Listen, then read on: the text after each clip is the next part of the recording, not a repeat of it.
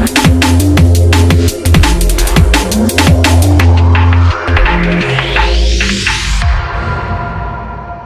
right, thank you. Welcome everyone. This is an interesting one. When Matt asked us to do a webinar, I was at a bit of a loss, to be honest, because I didn't know really what to do it on. We're the same as anyone else. We're a distributor. We do cameras and network optics and various things. I really didn't think we had anything different. And then all of a sudden, that's what I decided to focus on. There is actually things that we do different from the rest of the world. And that is primarily focused around the operating system that we put NX onto. So that's primarily what this presentation is about. And your hosts today, Matt and Andy, we can run a poll if you like, which one's which. I know Matt does a better voiceover than I do. Go on, Matt, give it a go. I'm not doing anything, mate. We'll find out at the end who thinks who's. I can do the chef, and that's about it. Hebert. And honestly, I do feel like a muppet today because 10 minutes before this presentation started, I've been watching webinars all week, joining them, doing, it's been fantastic learning from them. And then I jump on as a presenter today and go to the presenter portal for GoToWebinar, which is what we're using. And it doesn't support Linux. So lo and behold, my entire presentation is based on Linux OS. I'm running a Linux rig, have been forever. I hardly ever touch Windows. And 10 minutes before the presentation, the first time I've done a GoToWebinar presentation, it says Linux is not supported. So I've quickly run up a Windows virtual machine, and we're now presenting from a Windows virtual machine. So you'll have to keep me updated, Matt, if the audio's okay. Yep. And please, anyone, fire. I don't think the chat's open, so you'll have to fire any comments through the question side of things and GoToWebinar there. But we have our first international attendee. Hello, Ichiro. How are you, mate? Good to see you on. It's bloody early there this week. He's in Taipei, so it's like 7 a.m. there.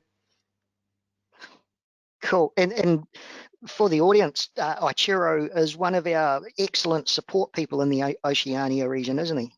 He's amazing. We're trying to get him back into Australia and New Zealand as quick as we can.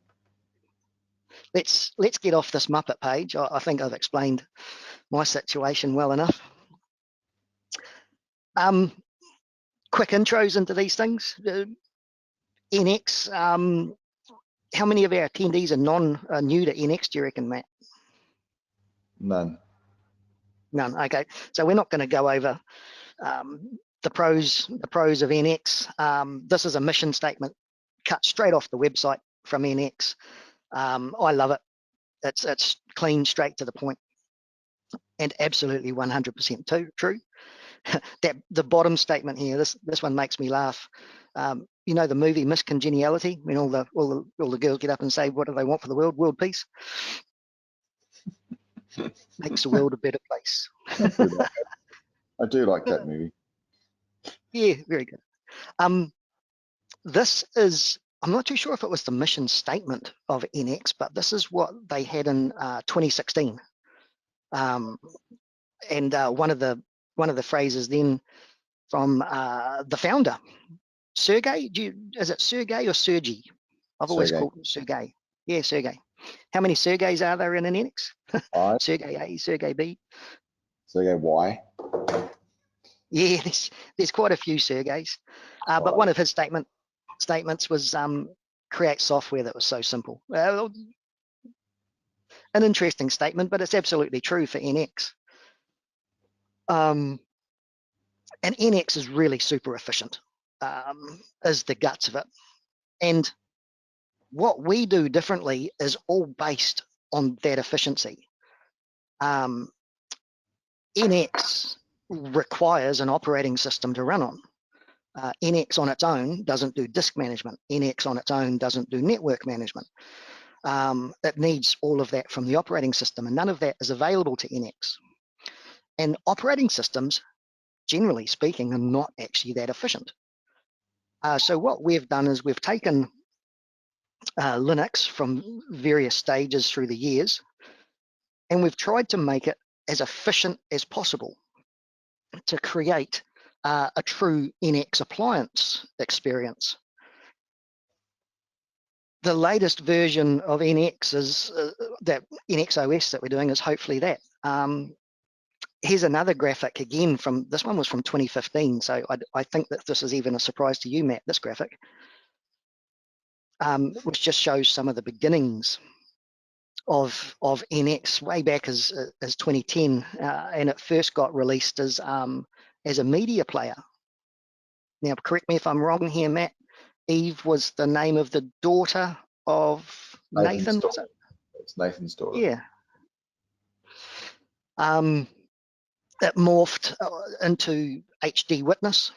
There's a few references in the operating systems. The file folder structure is still referred to as HD Witness, but it was we pretty much came on board around this area, and our first experience with NX was just at the cutover of HD to NX, so right around here.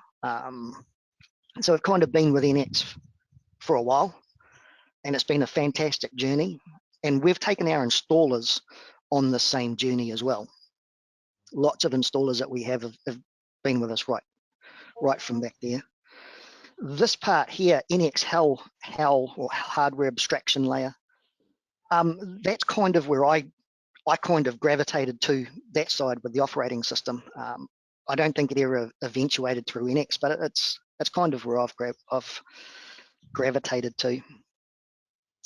Very quick history on NFS, literally been around close to 30 years now. The owner of the company, Steve Mahoney, his wife is involved in the business as well, financial controller. Lovely people. I've always known Steve as the gentleman of the industry. I joined in 2015. I think that the aspect ratio on the photo's out somehow. I don't recall myself being that chubby in the face. You probably correct me there, Matt. Maybe that is a good likening. Yeah, joined in 2015. I've known Steve. Steve was my supplier for 20 years. I was big in Aricont cameras, and I know that NX was, Sergey, I think, was heavily involved with Aricont, maybe one of the senior engineers out of there, perhaps. Actually, most of them were. Yeah, a lot of Aricont guys. It was actually Aricont that put us on to NX. When I did my first network camera in '97. And that was an Axis camera. Axis did their very first camera in 1996, the Axis Net-Eye 200. Then the Axis 200 Plus, I think it was, then the Axis 2100. And those were the very first cameras that I did, network cameras. It was quite in its infancy then, IP camera stuff. And for Steve, I'd run around his other customers, and I'd do the networking for them on their DVRs. Still very much analog back then, but the DVRs were network based. So that's kind of pretty much where I came from. NFS, we did our first NX license purchase in 2015. So yeah, we've been with NX for quite some time, not as long as our mate Daz in Australia, and of course a lot of the NX guys, but there's only a few of us that could say they've been with NX for this long. And in 2020, correct me if I'm wrong here, Matt, we were the top NX distributor. Am I correct in saying the world? You are correct in saying the world. Thank you. NX is is also known as other product throughout the world. So it's not overly as fantastic as it sounds. New Zealand, little old New Zealand. I think it would be right to call some of the other variants of NX as actually forks. In programming speak, they're a fork of NX. So they're all individual in their own right and share some code base, but they're all very individual. So we're the top NX distributor. Our friends in the States, Digital Watchdog, shout out to Wade and Patrick and Adam, I think would be one of the largest groups out there. And of course, James, shout out to James Cox, Network Optics, taking Europe by storm now. Let's NFS. We've got several brands that we call ourselves brand ambassadors. That's literally what we are, distributors of the product, but we're ambassadors of the brands that we're with. We're very loyal and passionate to them. And over the years, we've done lots of brands. I don't know if anyone can recall Dedicated Micros and the digital sprites. Aracont's thrown in there. When I joined NFS, we were actually an Exact Vision distributor. And 3 weeks after I joined, Tyco bought Exact and went exclusive to some of the people. So we went looking for a new VMS. And that's when Aracont put us onto NX, something we were very, very grateful of at the time. And in dealing with NX, NX, as I said, NX is software. I quite often employ a 5S mentality, 5 S's. There's 5 S's to a whole system.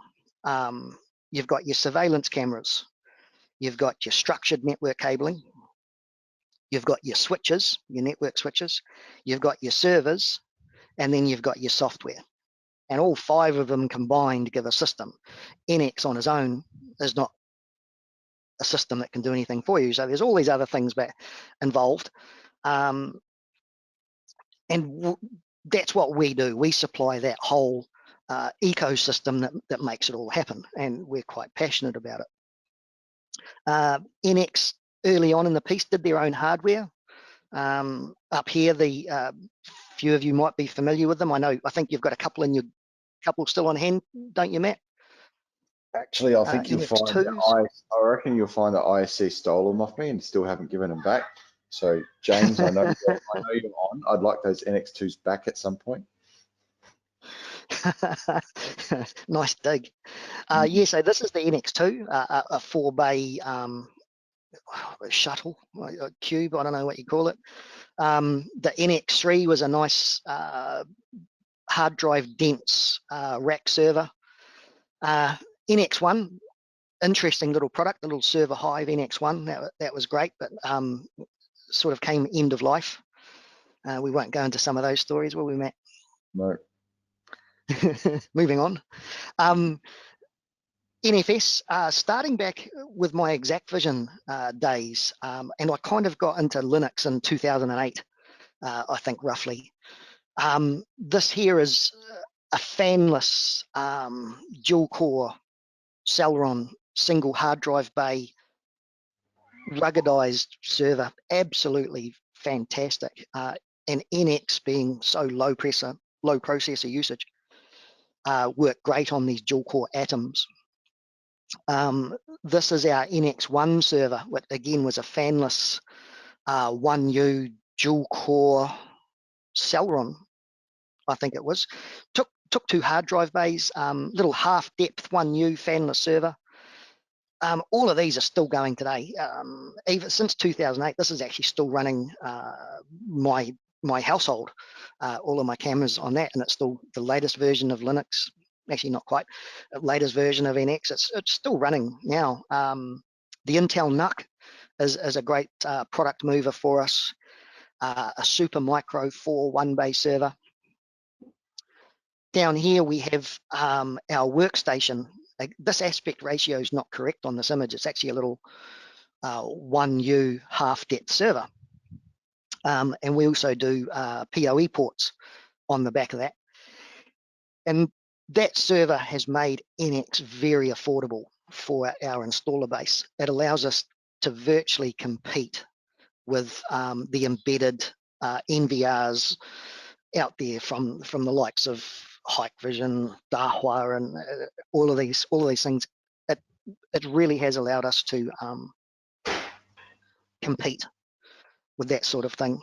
And this large box here is 8 bay 2U full depth server. That's our beast. And all of these servers, all of the NFS servers, we've all put our operating system on it all along the way.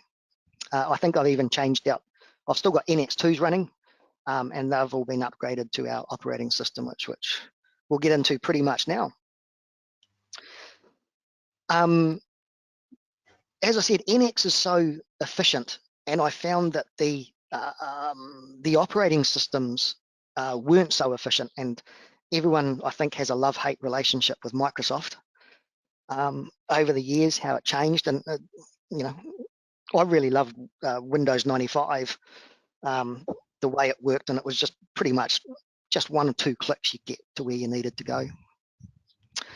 Linux, you know, has over the years has morphed and changed and become that. But I guess one of the key things about Linux is that you're not paying a Windows license, and you can equate a Windows license to, let's say, 3 NX licenses, equivalent kind of cost associated with it. So by putting in Linux, there's an extra cost saving. You can put 3 more NX licenses on it and still be at the same cost of a Windows box. So that was one of the things that we moved to Linux for as a cost saving aspect. And then there's the whole memory usage. And dare I say it, what's the one thing you hate about Windows there, Matt? I think most people, updates. Update. Windows Update. You know, that's just a nightmare. To be fair, I think we all have issues with that. And of course, I don't have that issue with Linux. So our current operating system is just built on the bare bones. I call it just enough OS, and that's an actual term. You can look that one up on Wikipedia. Just enough operating system to get the business done. Our operating system has morphed over the years.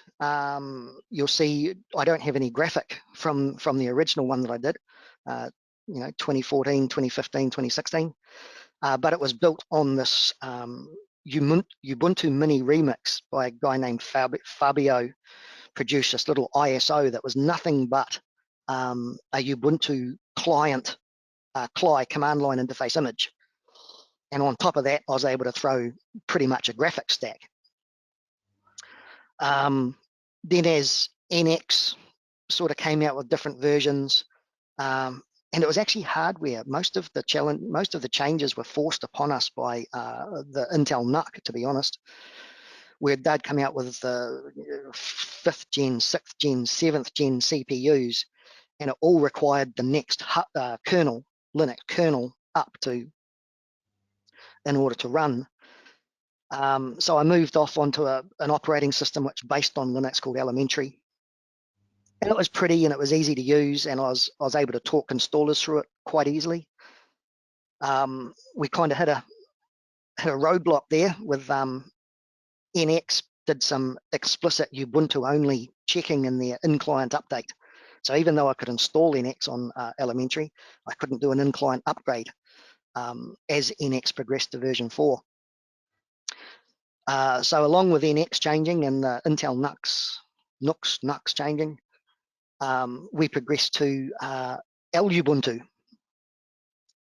My very first version of NxOS I did was actually sort of pulled pieces out of Ubuntu. Very efficient, very low resource use. That was great. And now we're at our NxOS 4.2. I've pretty much gone back to the beginning. My beginning servers, I can still upgrade them today, and the interface just won't change. And that's the one challenge that you have with operating systems, is every time they come out with a new operating system, there's new graphical interface, there's new ways of doing stuff. It's not generally easier. And it's just one thing I hate. I just wanted that consistent NX appliance experience. So we went back to the basics and just put on the true tried and tested components with some extras. And so we're going to get into showing you some of that today. This little history of NX you can get on our website, on our support portal. We've got our NX versions. We've got a few things on our support portals that relate to our operating system. This is the NxOS graphical interface. It's lean, it's cut down, it's got just what it needs. You'll find at the very top here, you'll find some very simple menu structures. Everything's showing through full screen okay there, Matt? Yep, all good. Yep. I noticed that when I was using GoToWebinar, you've got the video panel at the top and the meeting interaction panel at the bottom, so it doesn't full screen very well. So if you need to see things clearer, within GoToWebinar there's a little magnifying glass, if you like. You can choose full screen and you can drag your screen around to see things that you might not be able to see clearly. So just give that a go if you need to there, people. But NxOS just provides the bare bones basic of what you need to operate the system. You can launch the client with just a right click and then choose the client. You can get to the NX web server, click. File management, disk management. Over here is your network manager. Again, that's a right click, edit connections. It's actually not where we want people to do our network management. We've introduced NxOS Cockpit. We'll get into Cockpit very, very soon, but that's a much better place to deal with our NxOS. But it's simple and just bare bones, literally bare bones. One of the things about the operating system being bare bones and following the same mantra as what I sell NX on is its size. We can, if you want to zoom up your screens there, you'll see that our system boots and presents a graphical interface on less than 300 megabytes of memory. Let's just call it 300 because this is a screenshot from a virtual machine, and on the physical hardware, I think there's another 10 megabytes on top. So less than 300 megabytes of memory, you've got a full graphic stack ready to take the NX client. And the NX client itself, when it's running, is just under 700 megabytes of memory.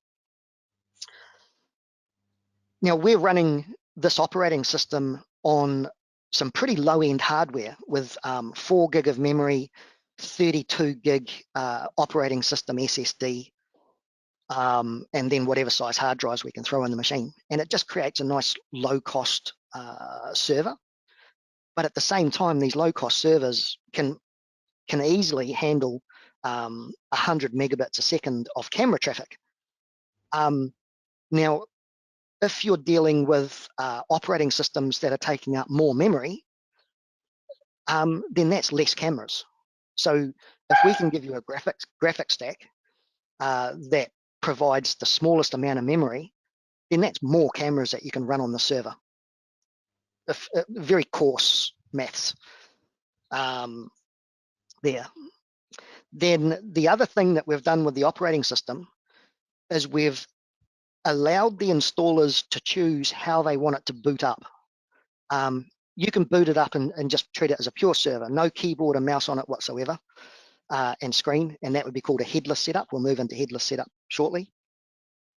But a lot of the installers, you actually need to manage your cameras and NX on the server itself. So we provide a solution whereby I call it boot to NX. So if you choose Nx Witness as your startup option, reboot the machine, 30 seconds later when the machine boots up, you're just straight at the Nx client all the time. Our operating system, we actually use as client only for some people. So even though the server's installed on it, it's just relatively benign in the background, new server ready to set up. You can actually just use our operating system as pure client only, public view monitors, whatever the case might be. So that's where boot to Nx client is very relevant. It's the same operating system off every single piece of hardware that we sell. So it's, yeah. Just as a comparison, I booted up Ubuntu 20, standard Ubuntu 20, and I chose minimal install mode, which is a new feature in Ubuntu 20. They may have had it in 2018, I'm not too sure. I think they did have it in 2018 Linux, minimal install mode. What that means is it installs your Linux operating system with none of the Office suites, the docs, the spreadsheets, all of these other things. All it does is, to be honest, it still puts on a lot of bloat, a whole heap of stuff that I take off. But in a minimal install Linux on exactly the same piece of hardware, you can see that Ubuntu boots up at almost a gig of memory. Now that's 700 megabytes of memory that we're saving, and that's 700 megabytes more memory that you can put to camera resource running this machine more efficiently. Another comparison example with Ubuntu running exactly the same client on exactly the same machine as I showed you our operating system running on, 1.4 gig of memory while the operating system Ubuntu's running. So, and we were running at 600, we were less than half of that. Another interesting point is the less bloat in the operating system, is less bloat on the SSD, the operating system drive. And just on this particular virtual machine, the comparison between the two is Ubuntu very quickly ran out of the 10 gig that I allocated to this startup. I'll take a breather. I'm a little bit nervous. I don't know if I'm going too fast. No, you're good. No, we're good. I'll just take a second and see if anyone wants to throw any questions in there before I move into what we call the Nx Headless setup. As I said, that's when you've got no screen and keyboard and a mouse. The one thing that Nx doesn't do, you've got to set an IP address on it before we can do anything with it. So we've got to have the tools to be able to contact the server, set its IP address, and then fire up Nx as a new server. No questions come through there, Matt? I can move forward? Go for it, mate. Go for it. So one of the first challenges in a headless, no screen, no keyboard, no mouse, boot up a server, plug in cameras, you've got to be able to find it on the network. All of our servers are DHCP enabled on any non-PoE ports. So, 99 times out of 100, you'll throw your server onto a network where it'll pick up an IP address. Sometimes it won't. So you absolutely, if you don't have a static IP address, which we set on the PoE ports, if you don't have a static IP address, then you're going to have to put a screen, keyboard, and mouse on it. But with DHCP, the easiest way to find the IP address of a new NxOS server is to boot up an Nx client, which automatically discovers new servers. And that will give you what its current IP address is. You can launch into here, fine, but chances are you want to change the network, static IP of the network, various things you got to do. So by using Nx to auto-discover the network, we can now web browse to that server. Now this uses the interface called Cockpit. You'll get to see it all through this demo. It's a web management system for the operating system. So typically when you web browse to it, Chrome is pretty much the flavor of the day. You'll accept the self-signed certificate and choose to proceed because you realize that you know, you want to do what you're doing. And you'll get presented with a beautiful web interface that allows you to log into the operating system through a web browser remotely. If you were to port forward 9090, you have this remotely. Otherwise, just, you know, go through there locally on your network. Our servers have some preset credentials out of the box, which all of our customers are well aware of. And it comes with a piece of documentation. In the server is a README first, very important README. I think it's the first piece of paper that installers throw away. You know, that's how installers work. You tell them not to write on the box when they buy a camera from you, so they can return it. They never do. So yeah, just keep that in mind, installers. Once you log into the web operating system, it allows you to gain access to everything about the operating system you need and a really nice GUI friendly interface. You know, if you can't navigate your way through this, then you probably best pack up the server and return it to us. Networking, health management. Let's have a quick look through here. This is our network address management. We can see that this server has 3 network ports available. One of our workstation servers has got 8 PoE and 2 LAN. So this would normally be the PoE LAN 1, LAN 2. Easiest way to figure out which one's it, which is actually plug a cable into it, and it'll show as active, inactive. But our PoE ports, we assign a static IP address. So you can always whack your laptop into one of those PoE ports. You've got hard drive management. Nx requires the operating system to present at hard drives.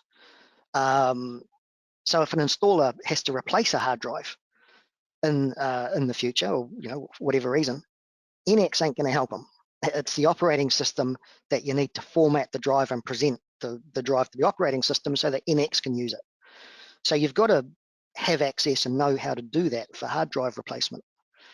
And the cockpit storage allows us to do that as well. Cockpit, it's an open source project. We bundle it in our operating system. It came out of Red Hat. If anyone, I think it came out of the Red Hat stables or the Fedora stable, but probably which is the more open source, freer version of Red Hat. You heard that one before, Matt? I have to make sure you're on your toes and you haven't wandered off on me. I haven't heard of that one. So I'm all good, mate. Yes, Cockpit, fantastic, fantastic product. Literally, it's a web operating system that we put on our servers. Getting into some of the underneath of what we've done, I know that some of the NX boys, of course, they put explicit Ubuntu. They expect their operating system to be Ubuntu. They expect it to be the Ubuntu desktop, which I've proven is just absolute bloat. So this under the hood, it just shows you that we actually build our operating system purely on Ubuntu. It uses a method called debootstrap. It's used on. It's a Ubuntu tool. It's a Linux tool. It allows you to install a version of Linux as a folder on another machine, and then allows you to build that package up. So this is how I created our installable operating system. So it takes, in this case, we're using Ubuntu 20, the latest version available of long-term service Linux. And we package up just the bare bones of it. And I'll quickly, this is a little install video. If anyone's installed Ubuntu, then this screen they'll recognize pretty quick. It's a sped up video. It takes about 30 seconds.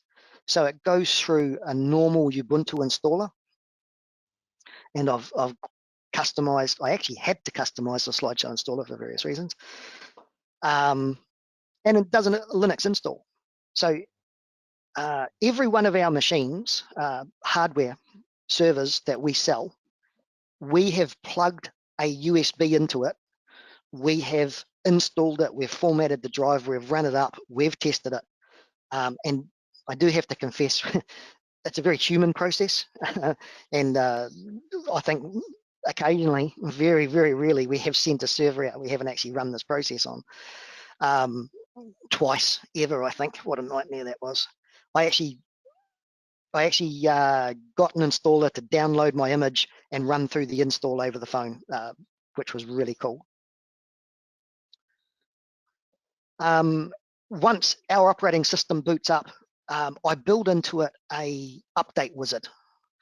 What that update wizard does is it runs off to a website that we manage, and I load into that website what version of the latest version of Nx Witness to install on a machine. We also install Google Chrome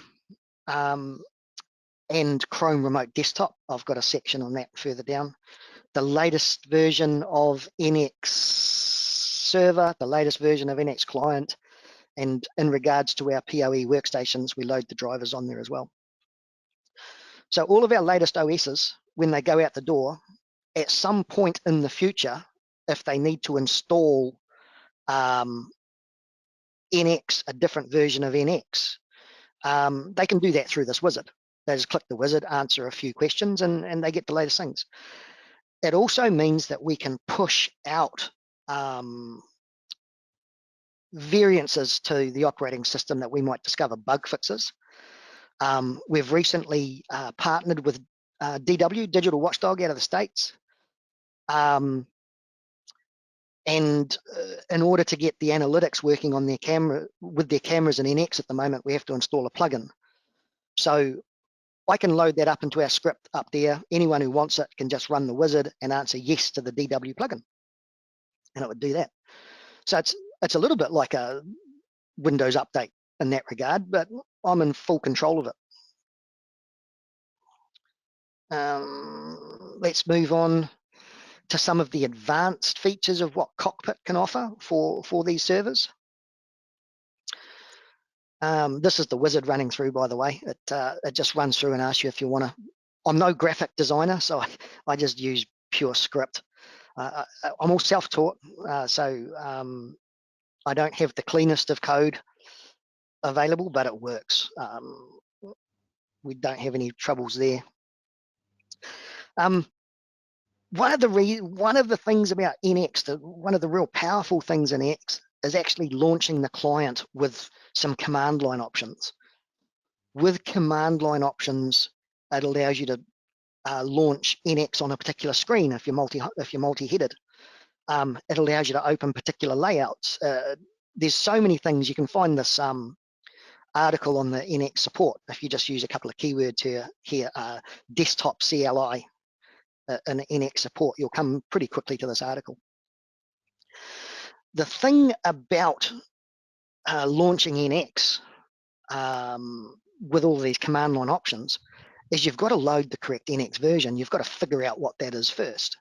So in the support article, it gives you those methods. I don't know about you, Matt, but would you be comfortable running through some of these methods on a Linux box? No. No. A lot of installers aren't. So our system, our NxOS, I've bundled that up into a script. And in that script, I automatically list the most recent version of NX installed. And then we automatically call that version of NX as part of the script. So whenever you launch NX, it'll always run through that mechanism and always build the latest script, or run NX with the latest.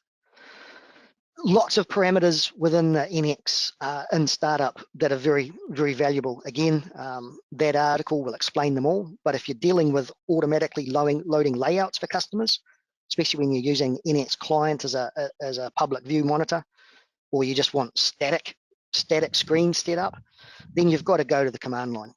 And we've endeavored to make that as easy as we can for the customers. As an example, in our operating system, we have, within the menu structure, you'll find one called Getting Started. Now all that does is it connects automatically to our server. It automatically loads a particular layout and automatically does a few things. And what you'll get when you launch our desktop and choose the getting started, it'll log into our server and it will take you through a PowerPoint or Google Sheets presentation actually of how to set up the server. We've got in there network set up, hard drive set up, everything that you need to do on the OS in order.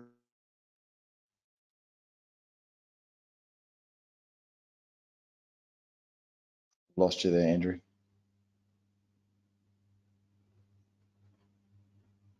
Your audio's dropped out, mate. Please hold while we fix technical difficulties. Andrew.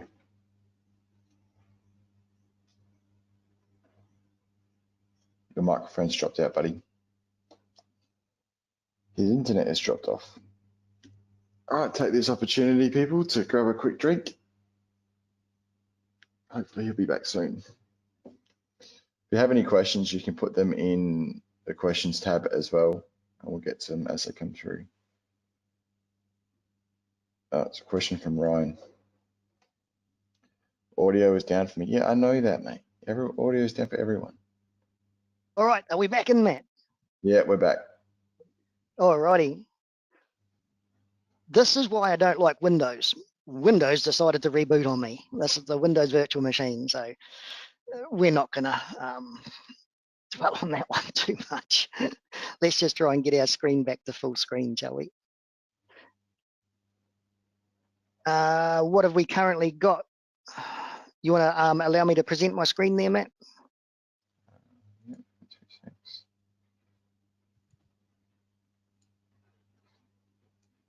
Yep. Brilliant. Show my screen.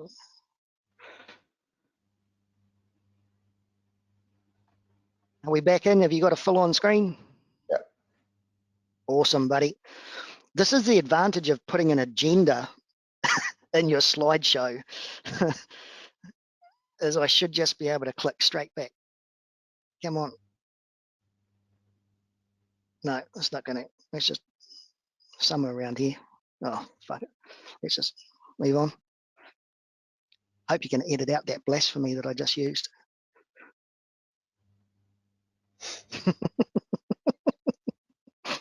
We won't dwell on that one. Okay, we were at NX under the hood. We know what we're doing. So if things go wrong in a live demo, they truly go wrong, don't they, Matt? Always. I thought, to be honest, I think that was a brilliant recovery. I'm only trying to make myself feel better.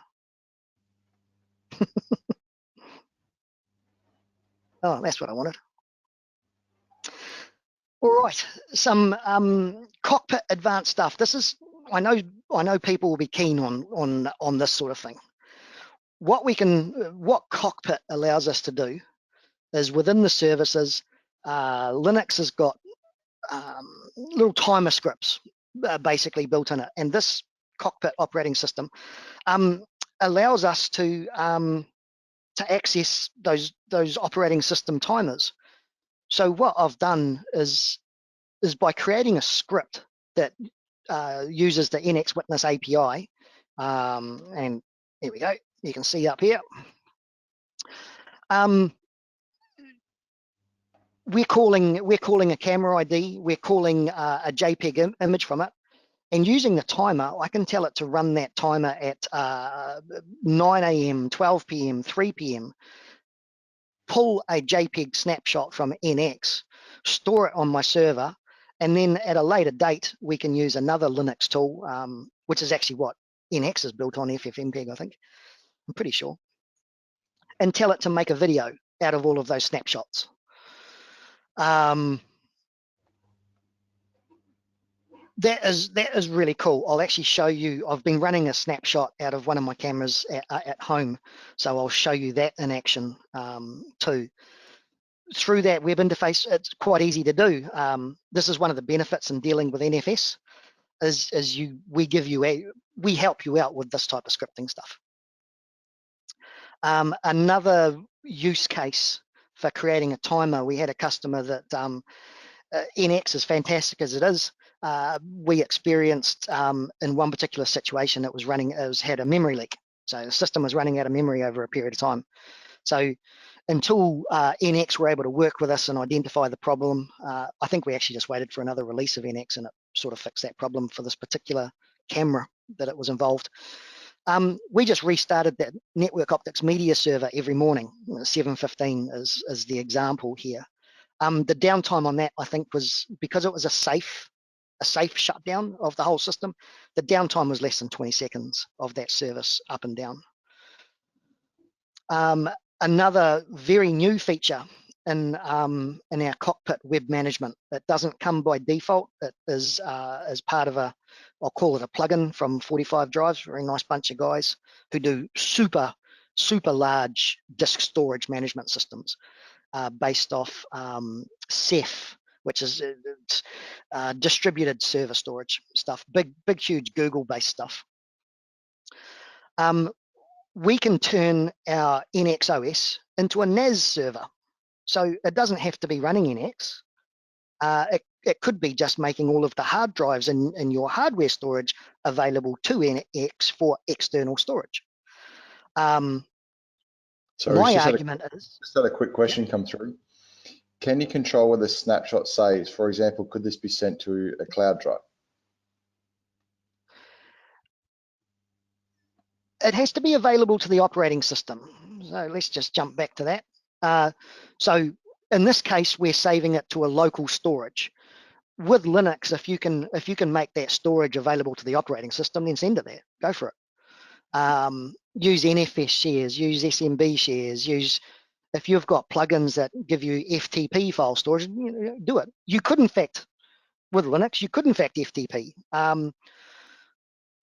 So the question is, whatever the operating system can see is you can do. The answer to the question is, sorry, whatever the operating system can see. So it's just a case of making sure the operating system. I'm pretty sure that people are going to have lots of questions about timer snapshot, and may in fact be one of the many reasons people are actually watching this. So we can either talk to you separately about it, or discuss things further with you on it. As to not tie up people's time, I'll just sort of progress our way through the what's it called, a presentation. Do you think that answered the question there, Matt? Yep, all Short good. answer. Yep. NAS management, SMB, Linux is network file sharing. So you can set your operating system up as a NAS storage. The thing about NAS storage is typically you can't do anything with it other than what it's designed to do. But if you've got some physical hardware that's capable of running NX server, then why not run NX server on it and have it running as a NAS, because you can merge it, have it set up as a replicated database, just as a backup server. Whereas typical NAS, you wouldn't be able to do that because they don't give you access to the operating system to be able to do that, or it might not actually be built on Ubuntu, which is so many different versions of Linux. It may not actually be compatible with NX. This is. So you can have the best of both worlds. You can have all the worlds, or just treat it as individual devices. Within the sharing, we've got some RAID. That's all software-based RAID, all done through the cockpit. RAID 0, RAID 1. I'm not going to get into discussions on RAID, other than to say I'm not a fan of the higher levels of RAID. In the higher levels of RAID, you're going to start a discussion on something that you don't want to start a discussion on. You're very good point there, Matt. You just said I don't want to start a discussion on RAID, and then literally went into a ramble about how you don't like RAID. Well, you see, remember the Muppets at the beginning? I'm going to go into it now. Now that you've said it, I'm going to go into it because I've got a graphic that says it. Yeah, don't. No, I'm not. RAID, the upper levels of RAID have a rewrite overhead. So one of one of the things I say to IT people, generally IT people are absolutely great, but they don't understand video workload. In their world, they have a disk set, and they have transactions coming in on that disk set. Let's call them invoices and invoice numbers and that sort of thing. In their world, if their disk set gets full, if their storage runs out, they get fired, because their job is to never run out of storage, always make sure we have it available.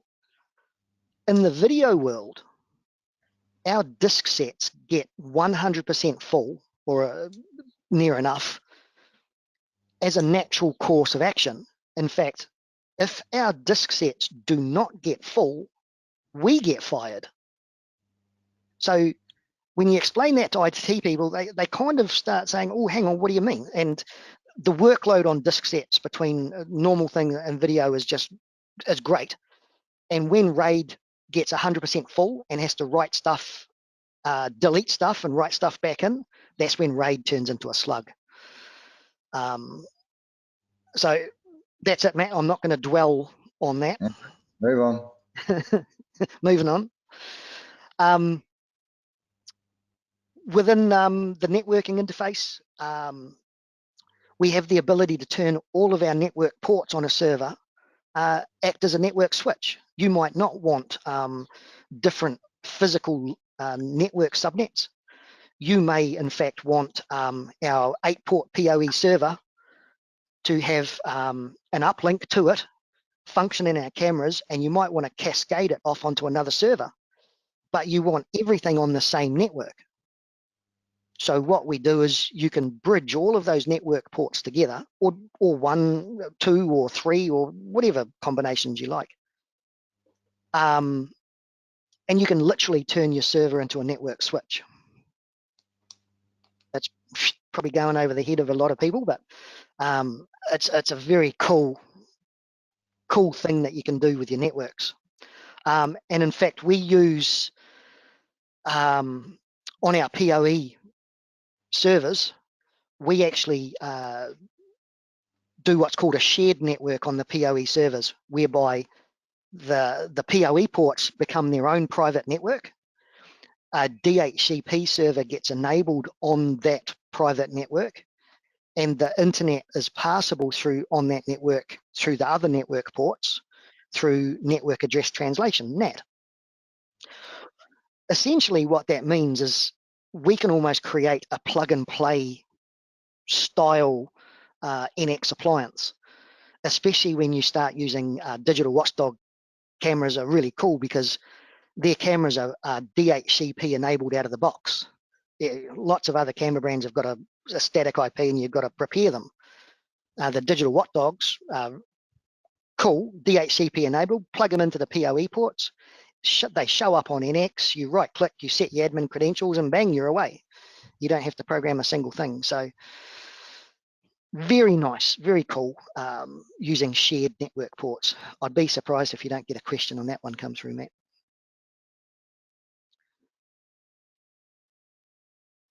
Now, next, moving into Cockpit. Cockpit provides a command line interface to the server from anyone who needs command line access. You've got it through a web interface through port 9090. There's just lots of things that we might get our installers to do that's not scripted, so you end up having to do that.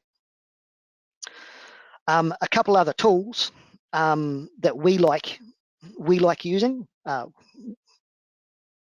probably me more so than anyone else, is I'm a Google Chrome fan, so I bundle Chrome Remote Desktop.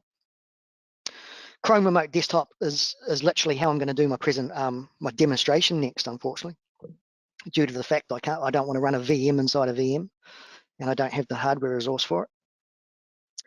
But with Google Chrome Remote Desktop, it allows you to take control of the person's computer, remote support. And one of the cool things about Chrome Remote Desktop, and we bundle the necessary installer into our OS, so it doesn't need to get downloaded and you go through that process headache, which is, for some people, it's more of a headache than others.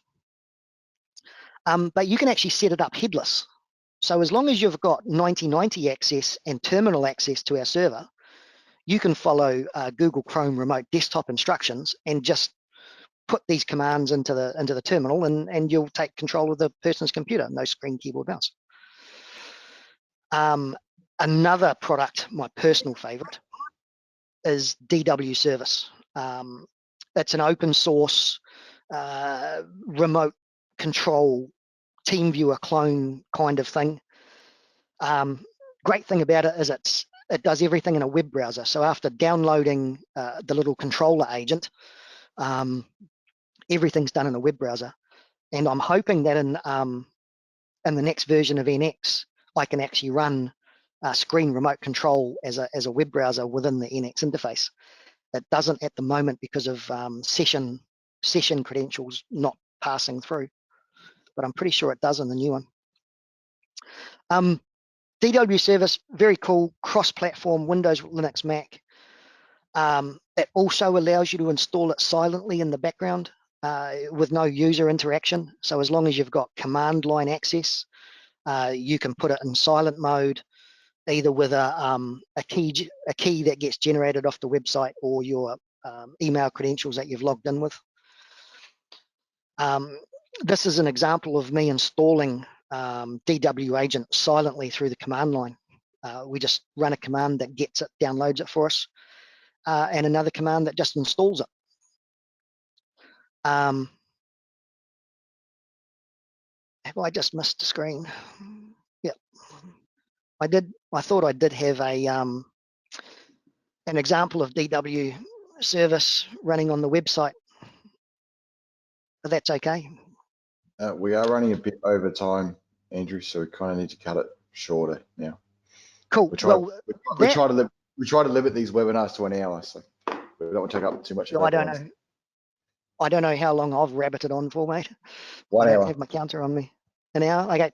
Well, I'm gonna leave it at that because we've literally presented everything. We are gonna. All I was going to show you is the NxOS desktop, which you've pretty much seen in the presentation anyway.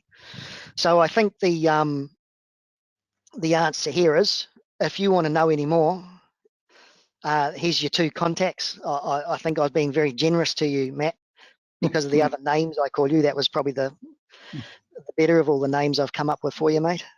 Very much. I'm pretty sure you don't you shave your legs? No, mate. Well, you're not, I'm not a cyclist. No, that was a vicious rumor. Listen, that's pretty much it. Thank you for your time. Let's see if there's any questions that want to go through, but quite literally you can get in touch with us to learn more, I think is the answer there. Thank you for your time, everyone. As you said, feel free to send any questions you have through to myself or through to Andrew. Yeah, have a great day. And yeah, we'll talk to you all soon. Awesome. Thank you very much, guys. Sorry about the wee hiccup in the middle. All good. Have a good day, guys. Thank you, bud.